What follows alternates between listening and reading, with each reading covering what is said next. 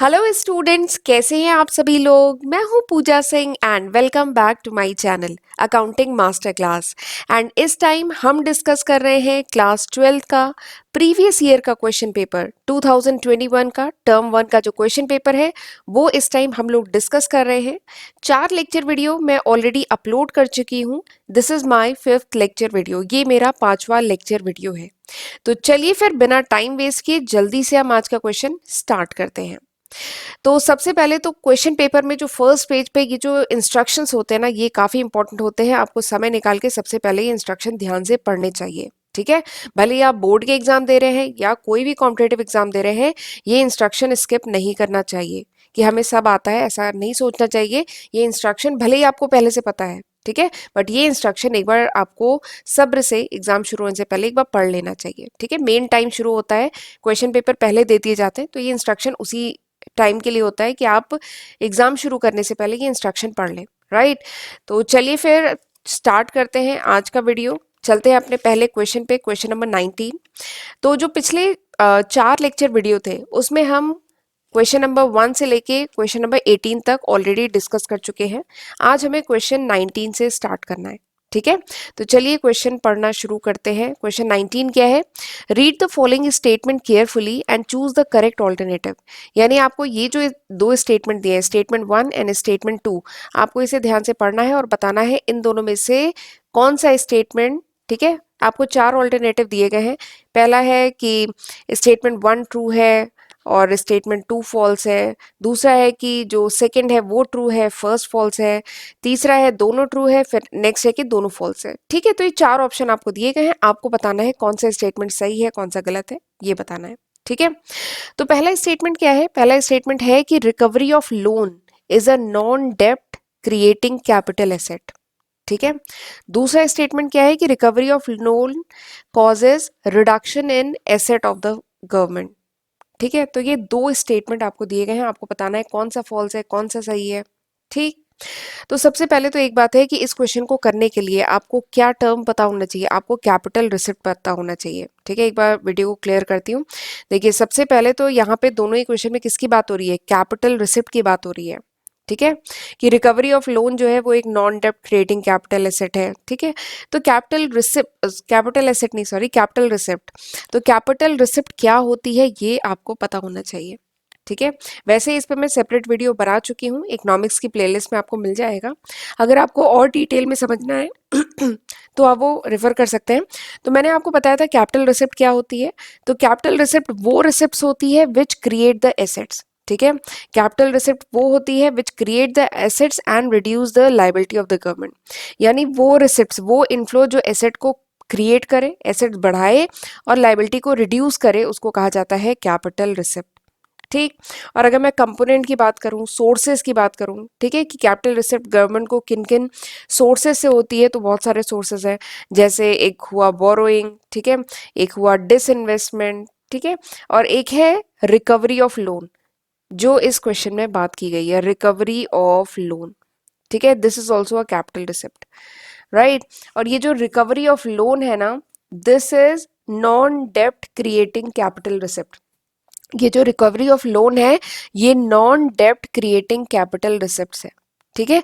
क्यों? क्योंकि इसमें कोई बोरोइंग तो नहीं हो रही है ना, कैपिटल रिसिप्ट। देखो रिकवरी ऑफ लोन का क्या मतलब है?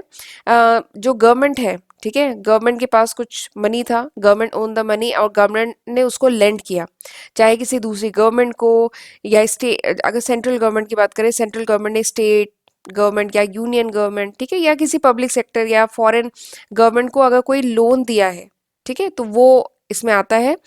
वो हुआ लोन देना, ठीक है। यहाँ पे रिकवरी ऑफ लोन की बात हो रही है।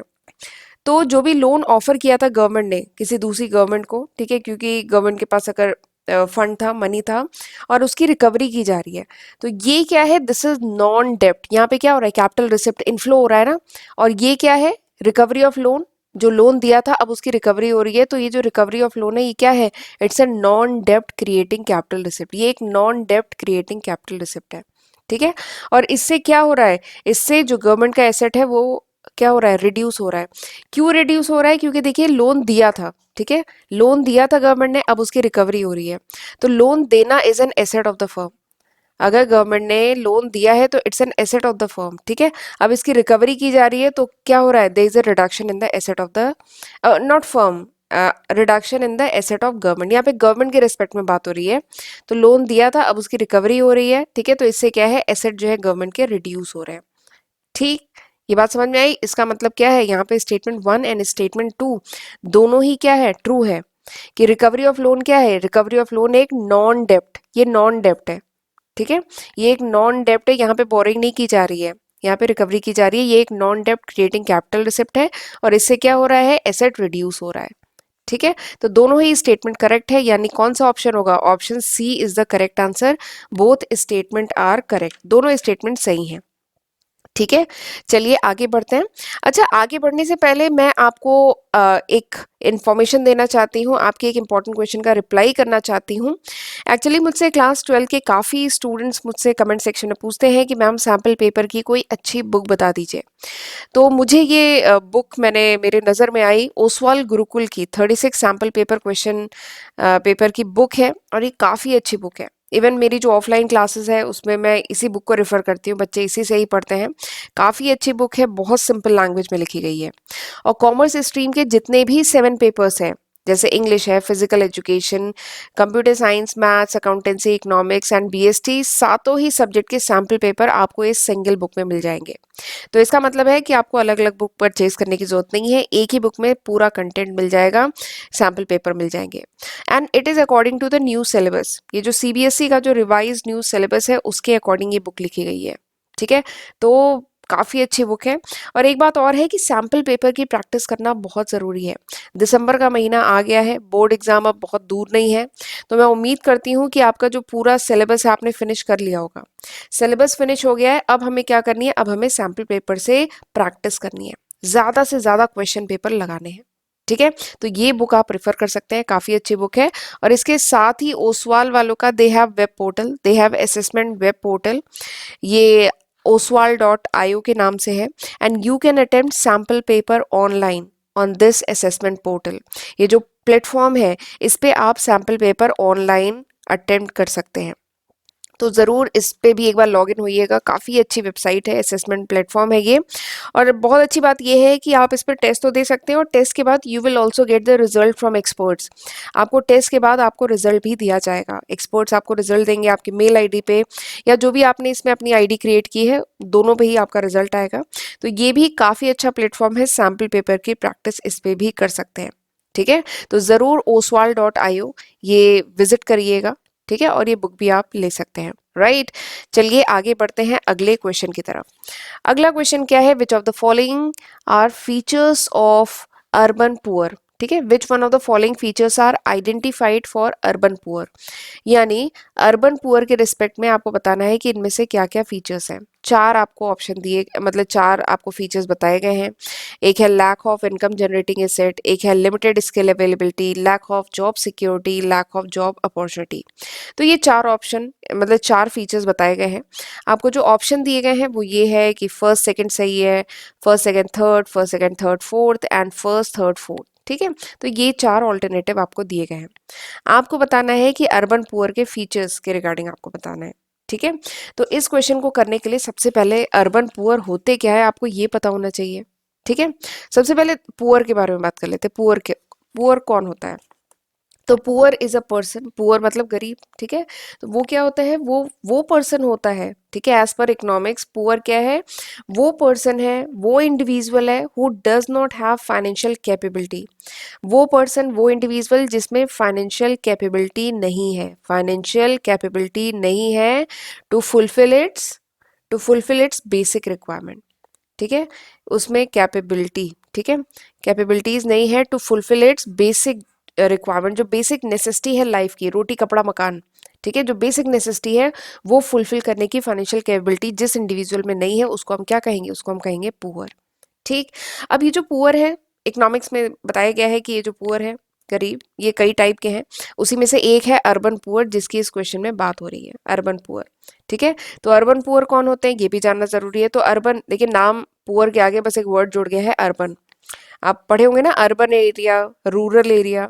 तो अर्बन पुअर बेसिकली क्या होते हैं, वो पुअर जो माइग्रेट हो जाते हैं अर्बन एरियाज में, वो पुअर जो अर्बन एरिया शहरों की तरफ माइग्रेट हो जाते हैं to seek employment, to seek livelihood. ठीक है, यानी रोजगार की तलाश में वो पुअर जो अर्बन एरिया शहर की तरफ मूव करते हैं, माइग्रेट होते हैं, उन्हें क्या कहा जाता है, अर्बन पुअर। ठीक। और अगर अर्बन पुअर के मैं फीचर्स कैरेक्टरिस्टिक की बात करूं, तो पहला जो दिया गया option, lack of income generating asset. तो हाँ, अर्बन पुअर जो होते हैं उनके पास इनकम जनरेटिंग एसेट की कमी होती है, तो ये तो है। लैक ऑफ स्किल अवेलेबिलिटी, हाँ, मतलब इनके पास लिमिटेड स्किल अवेलेबिलिटी होती है, जॉब सिक्योरिटी लैक करते हैं, जॉब अपॉर्चुनिटी की भी कमी होती है। ठीक है, तो ये चारों ही फीचर जो है अर्बन पुअर के लिए फिट है।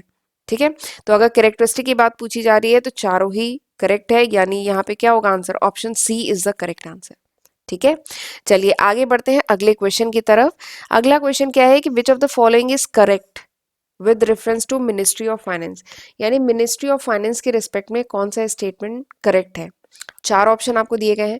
पहला है, it issues coin only, it issues all type of currency note, it issues 1 rupee note and coin, it issues only 1 rupee note. ठीक, ये चार ऑप्शन दिए गए हैं। तो एक बात बता दूं, मैं मेरे चैनल पे इकोनॉमिक्स की सेपरेट प्लेलिस्ट है जिसमें मैंने बहुत डिटेल में ये मिनिस्ट्री ऑफ फाइनेंस, इसकी फंक्शनिंग, ये सब बहुत डिटेल में डिस्कस किया है। तो वहां पे मैंने बताया था कि ये जो 1 रुपी नोट है एंड कॉइन है, this is issued by ministry of finance. 1 rupee note and coin, this is issued by ministry of finance. और जो मिनिस्ट्री ऑफ फाइनेंस होता है वो रिस्पॉन्सिबल होता है, ठीक है, इसका क्या मतलब हुआ कि मिनिस्ट्री ऑफ फाइनेंस की रिस्पॉन्सिबिलिटी है to issue 1 rupee note and coin. ठीक, और ये जो क्वेश्चन है ना, कॉम्पिटेटिव एग्जाम में बहुत पूछा जाता है। Under section 22 of RBI, under section 22 of RBI, RBI के सेक्शन, आरबीआई एक्ट, ठीक है, तो आरबीआई एक्ट के सेक्शन 22 के तहत जो है, आरबीआई हैज सोल अथॉरिटी, यानी केवल आरबीआई के पास ये अथॉरिटी है टू इशू करेंसी नोट। ठीक है, बाकी जितनी करेंसी नोट्स हैं चाहे जिस डिनोमिनेशन की हो, ठीक है, उसको इशू करने की रिस्पॉन्सिबिलिटी किसकी होती है, आरबीआई की। ठीक, ये कहाँ पे दिया है, सेक्शन 22 ऑफ आरबीआई एक्ट में कहा गया है कि आरबीआई की सोल अथॉरिटी होती है, आरबीआई के पास सोल अथॉरिटी होती है to issue currency note of different या वेरियस डिनोमिनेशन। ठीक है, excluding 1 rupee note, 1 rupee note and coin, यानी 1 रुपए के नोट और कॉइन को छोड़ के बाकी जितने भी डिनोमिनेशन की करेंसी है उसको इशू करने की रिस्पॉन्सिबिलिटी किसकी होती है, या रिस्पॉन्सिबिलिटी अथॉरिटी किसकी होती है, आरबीआई की। ठीक है, और ये मिनिस्ट्री ऑफ फाइनेंस को क्या रिस्पॉन्सिबिलिटी दी गई है, मिनिस्ट्री ऑफ फाइनेंस का काम होता है, एक काम ये भी है कि 1 रुपी नोट एंड कॉइन को इशू करना, और इस पे साइन किसकी होती है, 1 रुपी नोट एंड कॉइन पे साइन किसकी होती है, फाइनेंस सेक्रेटरी की। ठीक है, इस पे साइन किसकी होती है, फाइनेंस सेक्रेटरी की, 1 रुपी नोट पे। ठीक, तो चलिए अब मेरे ख्याल से आपको आंसर समझ में आ गया है। बताइए इसमें आंसर कौन सा है, आंसर जो है that is option C, option C is the correct answer. क्या है कि इट इशूज, जो मिनिस्ट्री ऑफ फाइनेंस है, it issues 1 rupee note and coin, coin भी इशू करता है, केवल नोट नहीं। ठीक है, और बाकी करेंसी आरबीआई, राइट। चलिए अगले क्वेश्चन की तरफ। अगला क्वेश्चन क्या है, on the eve of independence Indian demographic conditions was characterized by which of the following statement. तो क्वेश्चन कह रहा है कि इंडिपेंडेंस के समय जो इंडियन डेमोग्राफिक कंडीशंस थी उसके फीचर्स आपको चार स्टेटमेंट में बताए गए हैं, आपको बताना है कौन सा स्टेटमेंट सही है। ठीक, तो एक बार वीडियो को पॉज करके ये चारों ऑप्शन पढ़ लीजिएगा, तो आप देखेंगे यहाँ पे बेसिकली तीन चीज़ों की बात की गई है, एक लिटरेसी की, एक मोर्टलिटी रेट की, और एक लाइफ एक्सपेक्टेंसी की। ठीक है, कि लिटरेसी हाई है, ये लो है। ठीक है, यही बेसिकली तीन चीज़ों के बारे में बात की गई है। तो आपको बताना है कि लिटरेसी, ठीक है, and mortality rate and life expectancy, ये तीनों का क्या स्टेटस था on the eve of independence, यानी इंडिपेंडेंस के समय इन तीनों का क्या स्टेटस था, लो थी, हाई थी, क्या था। ठीक है, दिस इज द क्वेश्चन, और इसमें से सही आपको आंसर बताना है। तो मैं पहले भी बता चुकी हूँ कि on the eve of independence, independence के समय Indian economy was in very bad shape, जो इंडियन इकॉनमी, हमारी जो इंडियन इकॉनमी थी वो उस दौर में बहुत बैड शेप में थी। क्यों, because of the presence of British colonial rule, British government का राज था उस समय, तो उसकी वजह से इंडियन इकॉनमी काफ़ी बुरे फेज में थी। ठीक है। उस समय इकोनॉमिक डेवलपमेंट बहुत लो लेवल पे था, एग्रीकल्चर सेक्टर एकदम बैकवर्ड था, इंडस्ट्रियल सेक्टर भी डेवलप नहीं था, इंफ्रास्ट्रक्चर नहीं था, तो बहुत कमियां थी उस टाइम। तो अगर उस टाइम की बात की जाए, इसमें पूछा गया on the eve of independence, independence के समय की बात करनी है, ठीक है। तो उस समय तो बहुत बुरा हाल था, ठीक है। तो ये तीनों ही दिया गया है आपको, literacy rate, mortality rate, literacy, mortality and life expectancy के बारे में।